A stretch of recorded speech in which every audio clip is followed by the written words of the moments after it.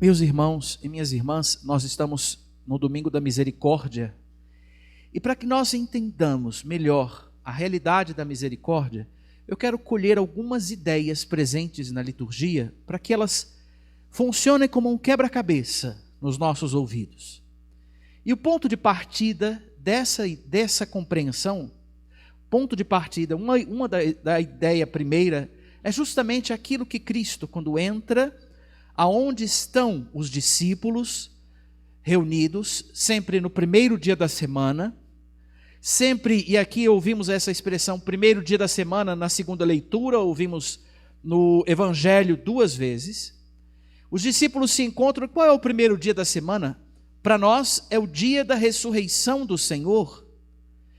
O dia que começa a ser contado para nós é o dia da ressurreição, por isso chamamos domingo, dia do Senhor. Então, os discípulos se encontraram no dia do Senhor para fazer memória do Senhor. Isso era um costume entre eles. E enquanto se encontravam, Jesus entra e diz: a paz esteja convosco. Nós, por força de muitas questões culturais do nosso tempo, esvaziamos muito o conceito, a compreensão da palavra, da realidade paz. Paz, sim, pode significar ausência de conflito, mas num sentido mais profundo no hebraico, paz significa completo, perfeito, aquilo que tem harmonia, tudo justo. Então, quando Cristo diz: a paz esteja convosco, Ele não está dizendo só que superem o medo e que acalmem os corações. Não é um discurso de autoajuda. Ele traz uma paz e deixa esta paz ali. E esta paz vem com esse sentido do que é completo, do que é perfeito. E os sinais que ele dá dizem que ele está dizendo isso. Que o que é completo, que a perfeição, que o amor por inteiro esteja com vocês. E aí é interessante notar outro sinal. Depois disso, depois que ele diz: a paz esteja convosco, ele sopra sobre eles e diz: recebei o Espírito Santo. A quem perdoardes os pecados, eles lhes serão perdoados, e a quem não os perdoardes, eles lhes serão retidos. Esse é um fundamento bíblico da confissão. E não é da confissão comunitária, vamos dizer bem claro. A confissão comunitária é uma exceção em caso de situação pastoral urgente. Para um pecador que não quer se converter, ele só procura a confissão comunitária porque muitas vezes não quer lidar com aquilo que precisa ser resolvido. É como se fosse um doente que chegasse junto com os outros pacientes na fila médica e o médico pergunta assim: quem tem dor? Eu. Pronto. Não funciona. Eu preciso ouvir. Precisa entender o que tem que ser desbravado para o amor ir a fundo, por inteiro, dentro de mim. E ele dá esse poder aos discípulos, aos seus apóstolos, o poder de perdoar os pecados. Como é interessante ouvir que esse poder é entregue. Ele tem o poder e ele delega, comunica esse poder. Perdoar as ofensas feitas a Deus. Dá a pecadores o poder de perdoar as ofensas feitas a Deus em nome de Deus. Ninguém que perdoa os pecados age em si mesmo, em nome de si mesmo. Por isso eu não posso simplesmente criar na minha cabeça perdão dos pecados por quaisquer coisas. Eu não posso dizer a alguém: olha, está tudo perdoado, está tudo livre. Cuidado. De gente que usa esse discurso, sacerdotes que usam esse discurso, eles se esqueceram da sua teologia e se esqueceram de quem, em nome de quem estão. Não é seu o poder. E a reconciliação não é consigo, é com aquele que lhe deu este poder, Deus. O poder de perdoar os pecados e reter. Padre, mas quando os pecados de alguém é retido? A nossa teologia, a nossa fé explica que quando alguém não se arrepende, o sacerdote não pode absorver os pecados. Porque a condição para a absolvição é o arrependimento dos pecados. Eu preciso estar arrependido de ter ofendido meu Deus. E aí eu digo para você, isso não é uma coisa fácil de se fazer ou se dizer.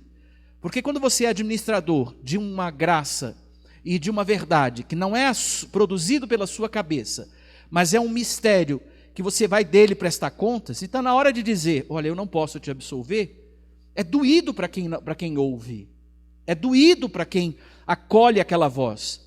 Mas em últimas não é o padre que não quer absolver, sou eu que não me refaço de modo justo para não acolher aquele perdão. Porque minimamente, se eu quero ser perdoado, eu minimamente não quero cometer aquilo outra vez. Não gostaria de ter cometido, me arrependo.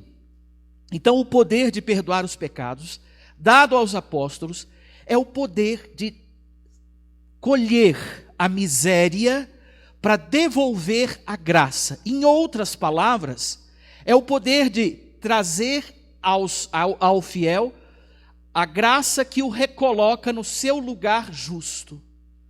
É encontrar a miséria, lavar o pecador e devolver-lhe o posto ao lado de Deus. Isso é o que acontece quando eu sou perdoado. Eu me recoloco na graça. A paz esteja convosco, o mistério do perdão dos pecados. Nesses dois sinais estão traduzidos a misericórdia. Porque o próprio Senhor traz, Ele que perdoa os pecados, quando diz a paz esteja convosco, traz consigo aquilo que Ele quer realizar por toda a humanidade, dá àqueles a paz, dá àqueles a reconstrução da vida da distante de Deus para agora a vida próximo dele. O que foi o convívio com Jesus e os seus apóstolos? Senão a reconstrução da vida perto de Deus. E essa reconstrução era feita no convívio que aconteceu nas estradas de Israel, nos caminhos, naquele tempo antes da paixão e ressurreição, onde o Senhor chamou, trouxe para perto, ensinou a viver com Ele, para que eles agora ensinem a viver com Ele os outros. E essa didática não muda, então Ele traz a paz, Ele dá a eles a bênção da reconstrução, da completude, da harmonia, do lugar certo, que vocês se estejam no seu lugar. Qual é o lugar de um filho? Não é longe do seu pai. Estar longe de Deus descompõe, destrói, corrói, desconfigura o que eu sou. E a expressão mais clara disso são todas as coisas que nós vemos no tempo de hoje e são expressão de distância de Deus. Quem defende a guerra, como nós vemos hoje, é porque o coração não conhece Deus, e se o diz que o conhece, só o sabe por palavras. Quando nós defendemos a violência, em última, a violência gratuita pelo outro, nós também esquecemos dessa graça, do lugar de um filho. Quando nós acusamos, quando nós criamos cisanho, quando nós dividimos, nós nos esquecemos do nosso lugar e promovemos uma vida onde eu me afirme e quem quiser se vire. A distância de Deus me causa não só uma autossuficiência, mas a corrosão de mim e, por consequência, a corrosão de onde eu estou. Eu me torno uma pessoa ruim. Padre, não é tão pesado assim. É, sim.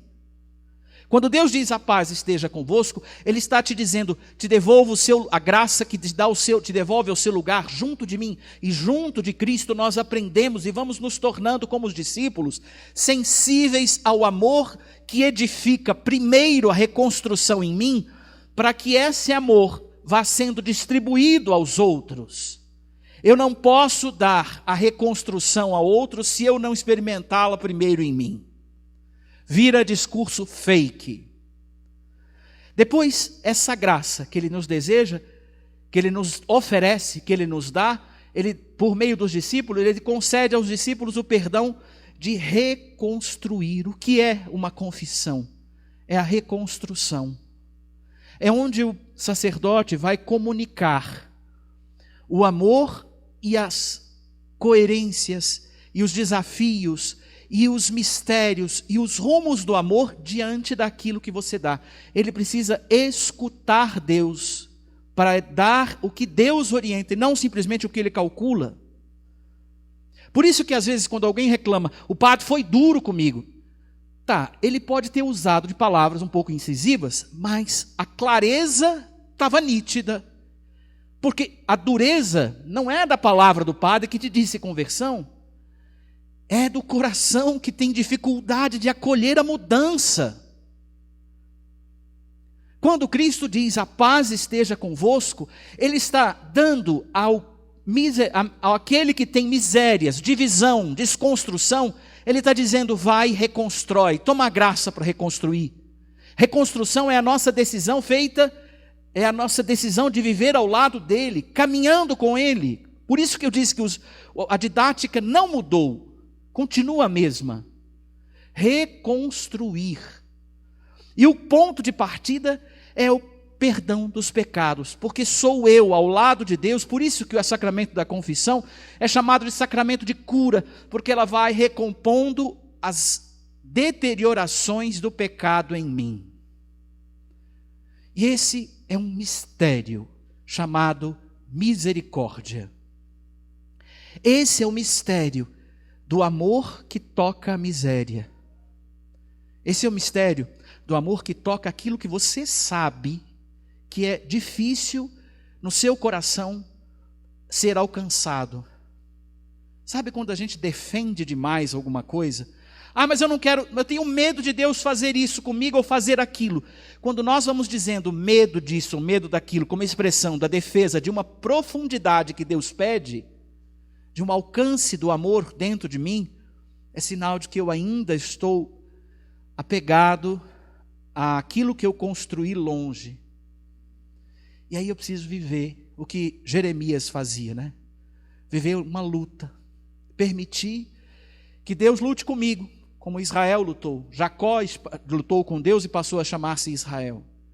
Sabe das coisas mais interessantes em ouvir Jeremias é que ele seduziste-me e eu me deixei seduzir numa luta desigual.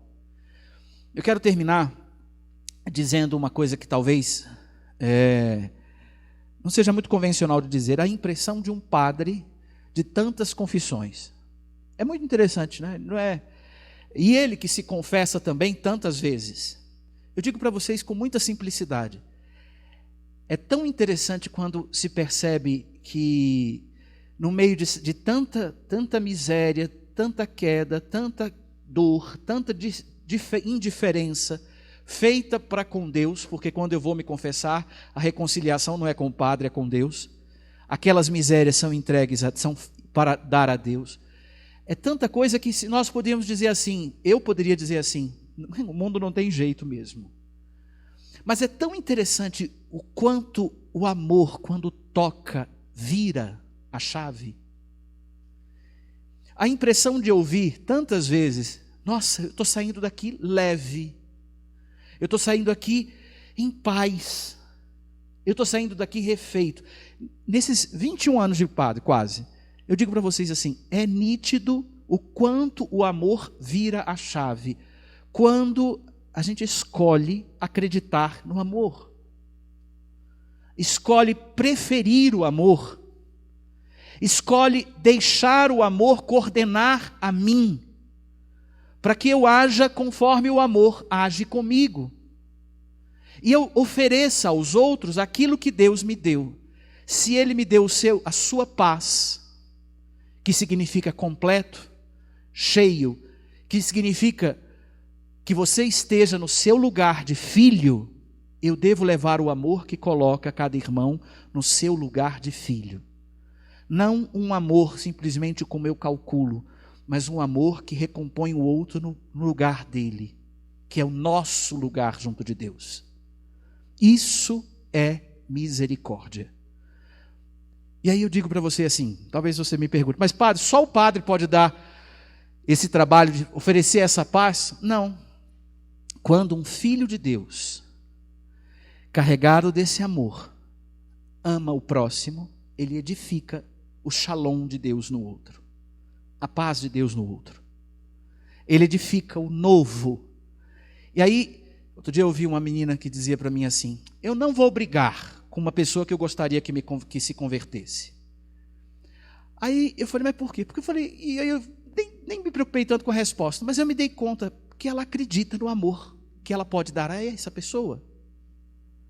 Ela acredita que perto de Deus, e ela não abre mão disso, ela acredita que ela pode dar, que o outro vai se transformar, não porque simplesmente ela quer, mas porque o amor, quando é dado, quando é vivido, quando é preferido por mim, inunda o outro da reconstrução que é própria do amor, porque devolve o outro ao lugar dele. Mas eu preciso acreditar. E meu exercício para você é muito simples essa semana. Acreditar no amor quando diante de problemas. Padre, assim, como assim, padre? Quando você vê alguma coisa dando errado, quando alguma coisa estiver ruim, quando algum problema tiver acontecido, acredita no amor. Prefira amar a se armar e soltar agressões, julgamentos. Prefira amar a condenar. Prefira fazer o que Deus faz contigo na sua confissão. Ele te recebe réu e te devolve inocente. Ele te recebe cheio de pecado e te dá um abraço dizendo: a paz esteja contigo. Diante dos problemas, nessa semana, quaisquer que sejam, ame como opção, como consciência, como escolha de quem já foi amado. Dê aquilo que tem. Quem tem ouvidos para ouvir, ouça.